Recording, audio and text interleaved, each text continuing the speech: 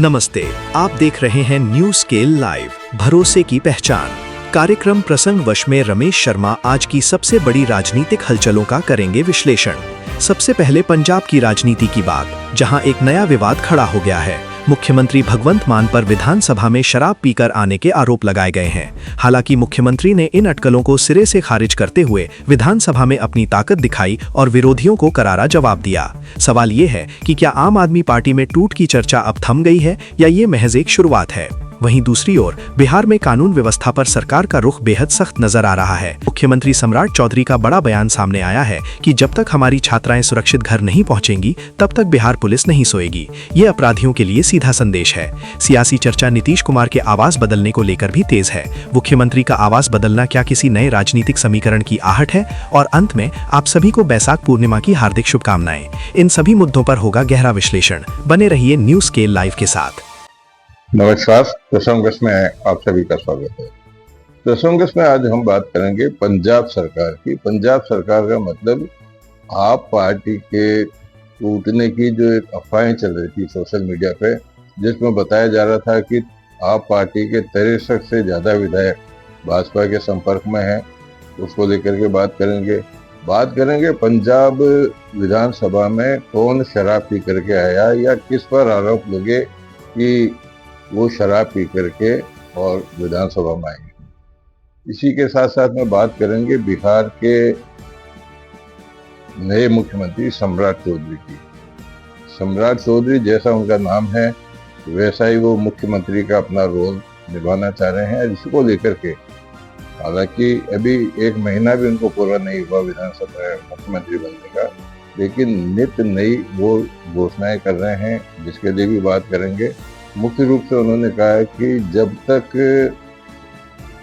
शिक्षा क्षेत्र में जाने वाली युवतियां, महिलाएं अपने घर पर सुरक्षित नहीं पहुंचेगी तब तक पुलिस भी नहीं सोएगी। इसी तरह की चर्चाओं को लेकर के आज के प्रसंग को शुरू करते हैं।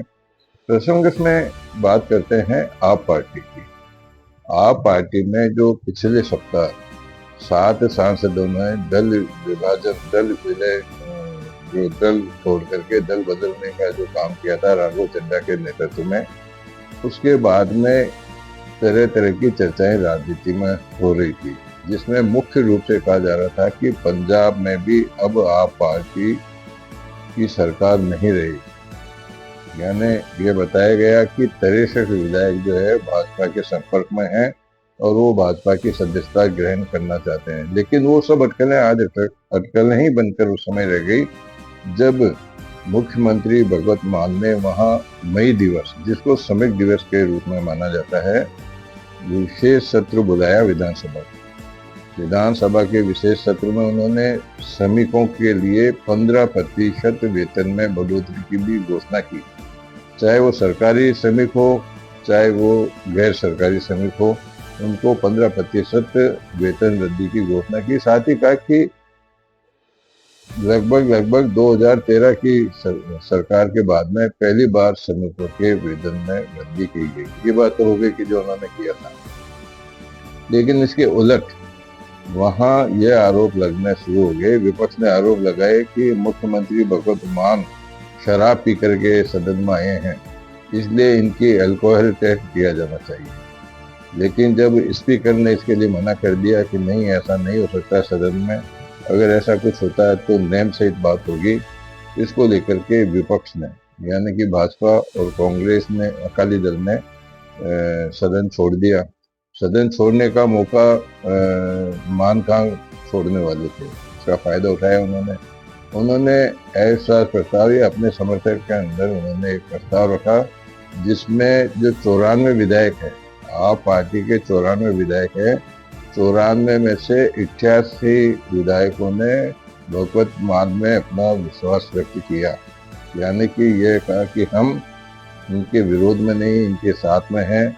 कुल मिलाकर के जो टूट की अटकलें थी वो हालांकि निकली तो है कुछ हद तक, क्योंकि 6 विधायकों में, जिसमें से 2 तो जेल में बंद हैं और 4 गैर हाजिर रहे, तो 4 गैर हाजिर का रहने का या तो कारण स्पष्ट नहीं हुआ या वो संदिग्ध माने जा सकते हैं कि वो पार्टी विरोधी हो सकते हैं।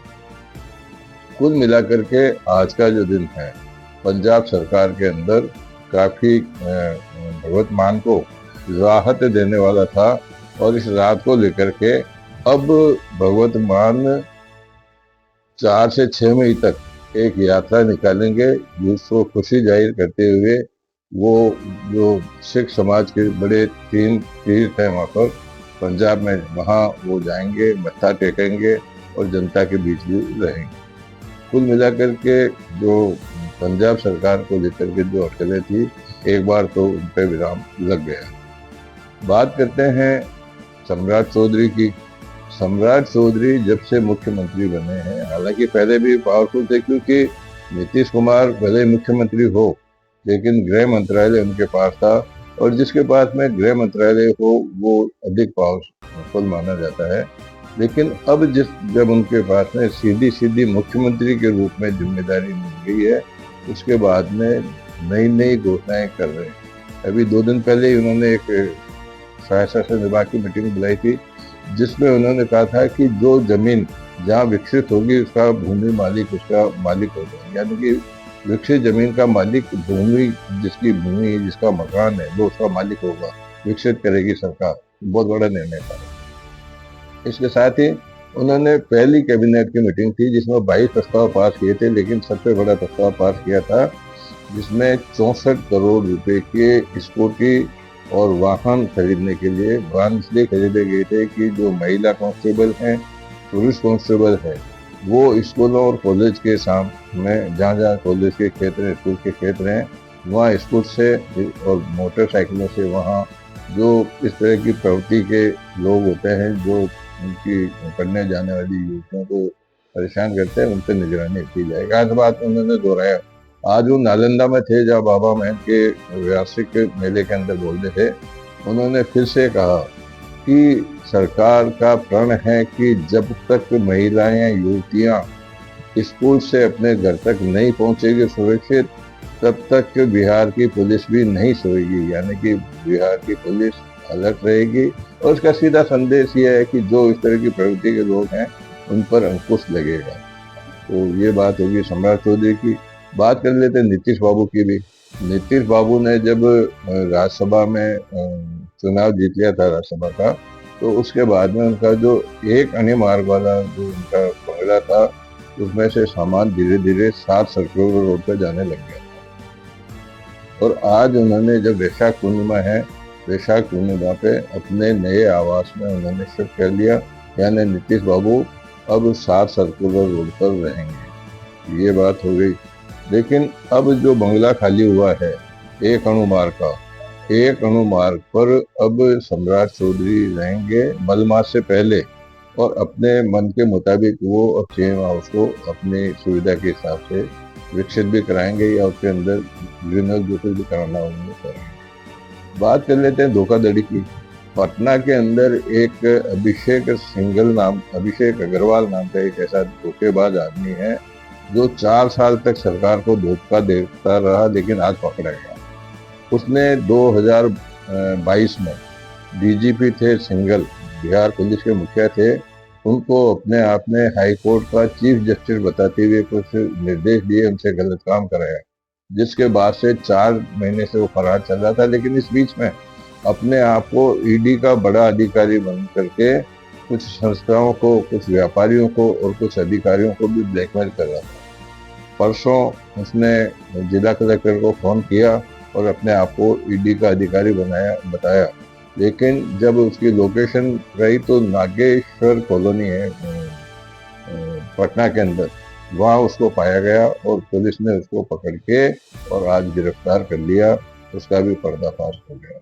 कुल मिलाकर के प्रसंग में आज जो प्रमुख बातें थी वो आपके सामने रखी है। आज वैशाख पूर्णिमा है। वैशाख की पूर्णिमा को बहुत महत्वपूर्ण माना जाता है। आप सभी को वैशाख पूर्णिमा की बहुत बहुत बधाई। भगवान सत्यनारायण की, विष्णु भगवान की कृपा आप सभी पर बनी रहे। आज के प्रसंग को यहीं विराम देते हैं। कल फिर किसी प्रसंग के साथ मैं आपके सामने उपस्थित होऊंगा। तब तक के लिए नमस्कार।